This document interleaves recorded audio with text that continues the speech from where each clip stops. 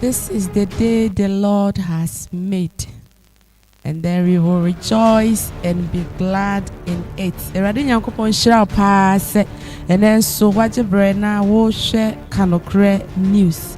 Nyankopon shira papa. And send bebre ekoso ewo wiase.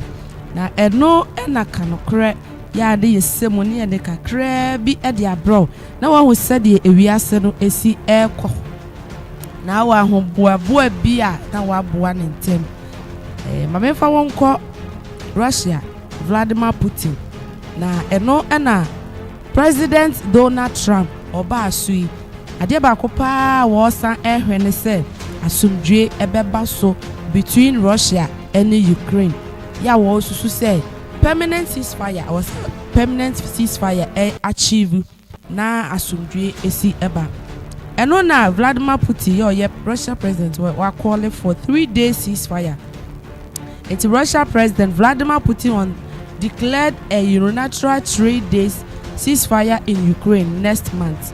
A move met with skepticism by Ukrainian officials who demanded the Crimean leader immediately accept a longer trans proposal from the United States. According to Moscow, all military action in Ukraine would be suspended from midnight May 8th to midnight May 11th. A decision which is said was based on humanitarian consideration.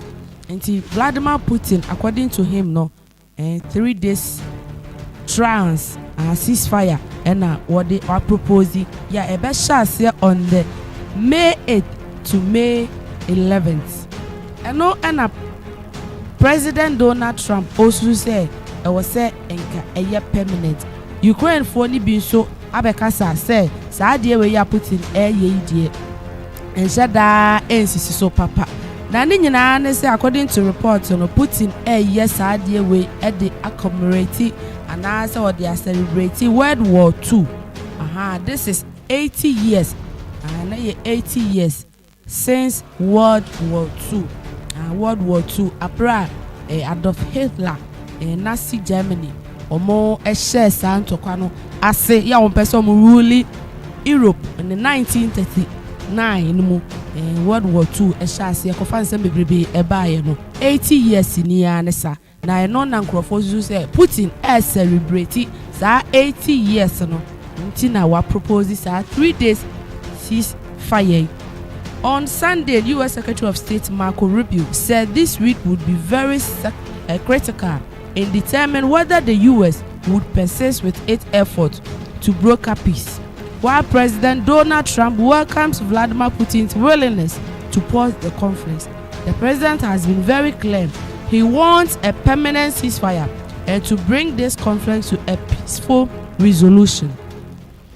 U.S. National Security Council spokesperson Brian Hodges said, late on Monday, Ukrainian President Vladimir Zelensky called the ceasefire declaration an attempt at manipulation, pointing out that despite the Crimean leader saying he wants peace, he has not accepted the U.S. proposal for a 30-day ceasefire. And according to Ukraine President Zelensky, what should I say?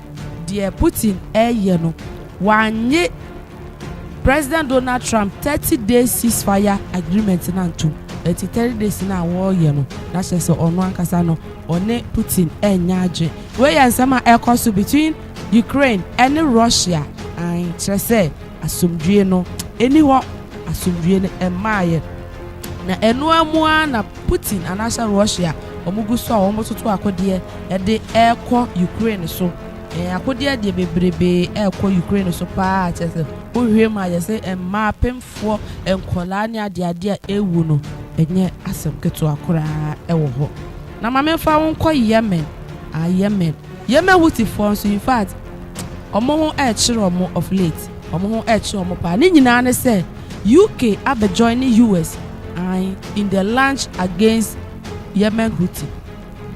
Until the US and British force conducted a joint military operation in Yemen, according to British Ministry of Defense, which said the operation was against a Houthi military target responsible for making drones like those used to attack shipping.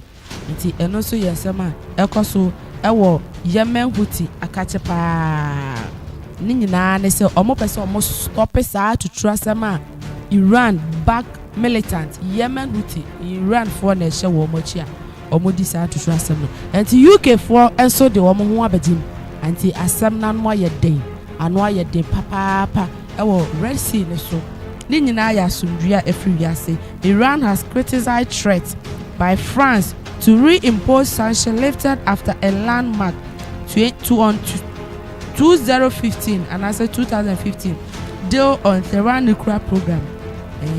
And also sama ekoso ewo Iran. And some brebe ekoso pa wo ewiase na Iran sabre wo kwa Iran for ensuru eguje papa ni nyina ne say there has been a major explosion after explosion. It's a new explosion apa explosion just a defense facility in Iran and eja edema enya sam ketua kra. So the new network Iran International reports a massive explosion occurred at the facility of a company associated with the Islamic Republic Supreme National Security Council, a drone industry in the city. Ceasefire a kura wa Iran ewo enasa drone industry ewo ehonso sabra make say ejadem kura enye asem ketua kura no. Investigation by the Iranian opposition news outlets that the company where the explosion took place on Tuesday is Ceasefire operates under the supervision of Supreme National Security Council. Said the American and also a drone industry be a Iran eja and so at them. I already know omo port being so this week so eja them. I don't know what is happening in Iran. Eja edida baby sano. And say mebre cost we say ya make us say wokwa just say Ukraine and Russia and Tokwa Israel Hamas already we know. North Korea and so tie Russia for echi China and Taiwan and so disagreement say China for when is Taiwan your woman there and also and some baby pa koso na UN chief Antonio Guterres sa papa you to me say what are Palestinian for echi papa yeah enya some ketwa. The United States Secretary General Antonio Guterres pushes country to take irreversible action towards implementing a two-state solution between Israel and the Palestine ahead of an international conference in June. Or say, I encourage member states to go beyond information and to think creativity about the concrete step they will take to support viable two-state solution because it is too late, Guterres told Security Council. And see, according to Guterres, where the air cost so a war, Hamas, and Israel term, Gaza, Adriane, and Koho, now come a so hona. Now, also say two-state solution, and yes, say ye become is have to also yeah and Sasso pa two-state solution. Other countries, no more for my man. Na sa two-state solution embassy. So France and Saudi Arabia will host the conference at the United Nations in June. Our objective is clear: to make progress on the recognition of Palestinians and the normalization of relations with Israel at the same time, French Foreign Minister Jean Noel told the security. This is how we will be able to guarantee Israel's security and its regional integrity, while responding to the legitimate aspiration of Palestine to have their own state. And see, according to Omono, May, June, sa conference, and I say, Eshim Kasi, Ebekwaso, Nina, and so, Omobehe, now two-state solution. Akoso papa, a same way, two-state solution, and then yet one sem. The Kamia said, this time around, no, more serious, pa. But I can create news. Medofo wadaroma eya na wa subscribe dia maye pa nyankopon hira se wo beye ne saa ede ama ye mam me no bi nka hona ene no yen sorry so na ebrebi ai ye kan say Trump epese wo take Gaza and as wo pese own Gaza na Gaza eye tourist country anesa wo free Ghana kra na wo pese wo call Gaza wo betumi akọ na no so mun sense bebrebe sorry other Arab nations any amama bebre na ehu ne say saa de na Trump pese wo ye no de instability the basabasa ye the ntokwa papa ebeba Palestinian ene Jew for etem and you know Egypt and other Arab countries also ekotena asia omuni said they are going to propose a better plan omode ebebre Trump omoye bi de baye enso ho nsem no eko ankowie yie na sabre de Trump approves Egypt's Gaza reconstruction plan under two conditions. And according to the source, the Trump administration has inquired with Egypt about its ability to facilitate Hamas ouster from Gaza. And you know, Trump one condition, they say Hamas for be free Gaza ho, be free Gaza ho.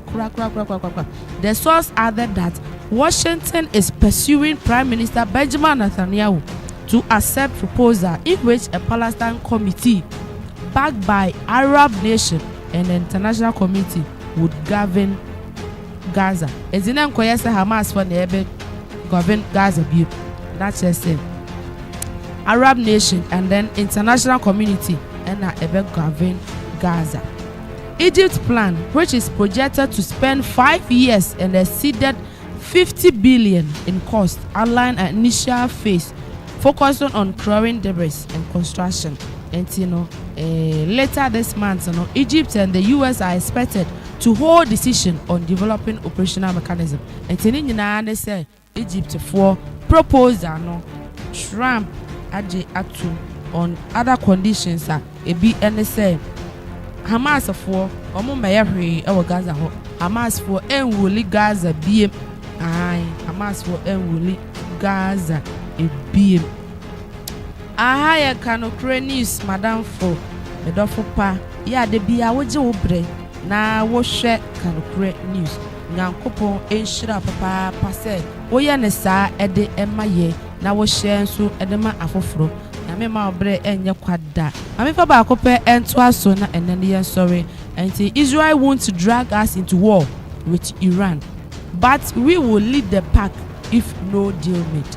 As according to US President Donald Trump, or see Israel for any Iran for enkoku there be. Nemom say if the need arise, we will lead them. What I say? If the need arise, we are going to lead them.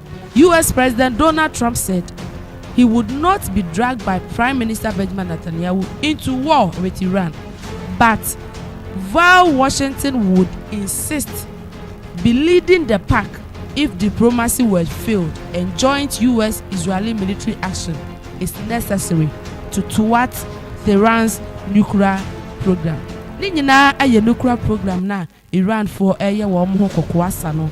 Ebi num sususu say see the US and Israel bomb this time no, unlike Biden breso na Israel for say omonsem egu o mutiri mu no sabre ya President Donald Trump abai kamia say woni Israel for papa na no na nkofo susu say one way na Prime Minister Benjamin Netanyahu wa convince Trump na omone Iran for e dia boy ni na eno and a man of peace Donald Trump was said there be nyesa netie na if chese diplomacy failed